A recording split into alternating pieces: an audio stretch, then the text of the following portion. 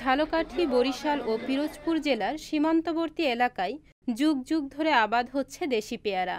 এসব পেয়ারা বিক্রির জন্য ঝালকাঠি সদর উপজেলার কৃত্তিপাশা ইউনিয়নের ভীমরুলি গ্রামে গড়ে উঠেছে ভাসমান পেয়ারা বাজার। দেশের সর্ববৃহৎ এই ভাসমান বাজার দেখতে প্রতিদিনই ছুটে আসেন দেশ বিদেশের পর্যটকরা। তবে ভাসমান এই বাজার ছাড়াও এখানে আরেকটি জনপ্রিয় স্থান হল বৌদির ভাসমান হোটেল, যেখানে ঘরোয়া পরিবেশে সাশ্রয়ী দামে পাওয়া যায় বিভিন্ন ধরনের খাবার।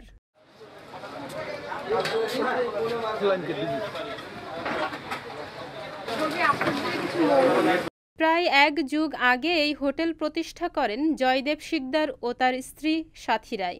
মূলত পেয়ারা কিনতে আসা ব্যবসায়ীদের দুপুরের খাবারের কথা চিন্তা করেই এই হোটেল খোলেন জয়দেব সাথী দম্পতি, যা পরবর্তীকালে বৌদির হোটেল নামে ব্যাপক জনপ্রিয়তা পায়।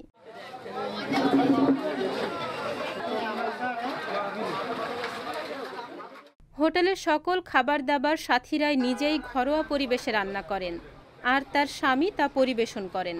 সাশ্রয়ী দাম ও খাবারের মান ভালো হওয়ায় বৌদির হোটেলের সুনাম ছড়িয়ে পড়েছে সারা দেশে। ব্যবসায়ী ছাড়াও পর্যটকরা সেখানে গেলে বৌদির হাতের রান্না না খেয়ে আসেন না। বরিশালে ভাসমান পেয়ারা বাজার, যেখানে অনেক লোক আসে, একটা অসাধারণ জায়গা এবং এটা অনেক দেখার মতন অনেক কিছু রয়েছে। এখানে ভাসমান পেয়ারা বাজার রয়েছে, ভাসমান হোটেল রয়েছে, বৌদির হোটেলটা রয়েছে।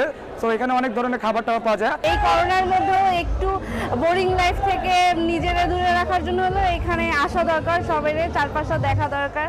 আর সেই সাথে এখানে কিছু হোটেলও আছে, তার মধ্যে অন্যতম হচ্ছে বৌদির হোটেল। সেখানে ডিফারেন্ট কিছু খাবার পাওয়া যায়। যারা হচ্ছে ভ্রমণ পিপাসু আছেন তারা যদি এখানে আসেন তাহলে অবশ্যই এই বৌদির হোটেলে খাবেন। এখানে আমাদের যে হোটেলগুলো আছে, এখানে হোটেলে খাবারও শুনছি যে খুব ভালো। তো আমরা এখন আসছি হোটেলে খাবার খাইতে যাব। এখানে শেষে আমরা আমাদের যে বৌদির হোটেল আছে এখানে আমরা ওখানে যাবো এখন আমাদের খাবার খাইতে। এখানে হলো গিয়া যে এইখানকার অঞ্চলের কিছু খাবার দাবার পাওয়া যায়, সেটা হচ্ছে যে কলা পাতায় মাছ ভাজি বা এইখানকার লোকাল যে নারকেলের দুধ দিয়ে হাঁসের মাংস, এইসব কিছু ব্যাপার আমরা খুব এনজয় করি জায়গাটা। এখানে দুপুরে খাবারের তালিকায় আছে সুগন্ধা ও বিষখালী নদীর তাজা ইলিশ মাছের নানা পদ, কলাপাতায় মোড়ানো বিভিন্ন জাতের মাছের পাতুরি, দেশি হাঁস ও মুরগির মাংস, বিভিন্ন ধরনের ভর্তা, সবজি ও ডাল। এছাড়া সকাল ও বিকালে পাওয়া যায় গরম গরম পুরি, সিঙ্গারা, সমুচা ও মিষ্টি। নিজ হাতে রান্না করে পর্যটকদের খাওয়াতে পেরে খুশি সাথী রায় নিজেও। এখানে মানে দেশ বিদেশের অনেক আর কি টুরিস্টরা আসে। ওনরা এসে মানে তেল মশলা কম দিয়া দেশীয় খাবার যেটা গ্রামে পাওয়া যায় সবসময়, পাতায় কলা পাতায় ভাজা আর কি ইলিশ মাছ, তারপর চিংড়া মাছ, চিংড়ি পিঠা হয়, মানে এ ধরনের নর্মাল খাবার যা দেশীয় গ্রামের পর্যায়ে, এই ধরনের খাবার খেতেই এর আগ্রহী আর কি। আর আমাকে বললে আমি সেভাবে তাদের পছন্দ মতো খাবার তৈরি করে খাওয়াই। মানুষ দিয়ে করে না কেন, তাদের রান্নাবান্না আমারও পছন্দ হয় না, হ্যাঁ, আর আমার হাতের রান্নাটাই সবাই আর কি পছন্দ করে, এর জন্য আমি লোক দিয়ে করাই না।